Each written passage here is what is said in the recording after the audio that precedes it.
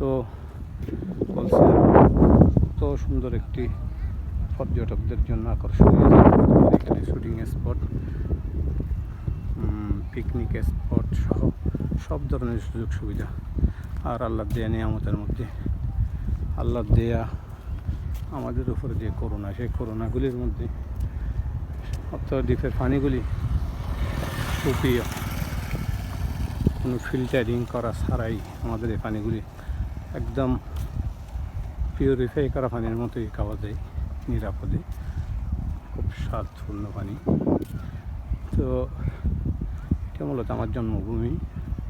আমি এখানে জন্মগ্রহণ করেছিলাম 1979 ইংরেজিতে। তো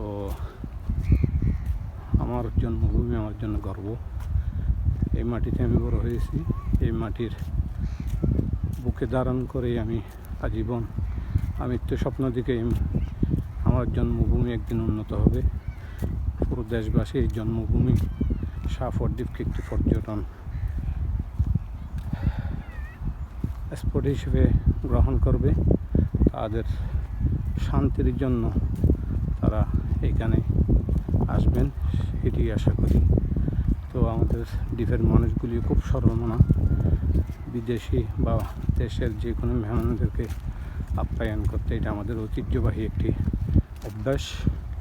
তো নিরাপত্তার জন্য এখানে বিজিবি ক্যাম্প, পুলিশ ফাঁড়ি এবং কোস্ট গার্ড, তিনটি বাহিনী এখানে সর্বদা তৎপর থাকে। নিরাপত্তার কোনো ধরনের ঝুঁকি নেই আলহামদুলিল্লাহ। এখানে আপনারা চাইলে আমাদের দ্বীপ চতুর্দিক থেকে ঘুরে মেরিন ড্রাইভ হয়ে মাত্র 10 মিনিটের ব্যবধানে মেরিন ড্রাইভের 0 পয়েন্ট থেকে আমাদের এখানে আসা যাবে।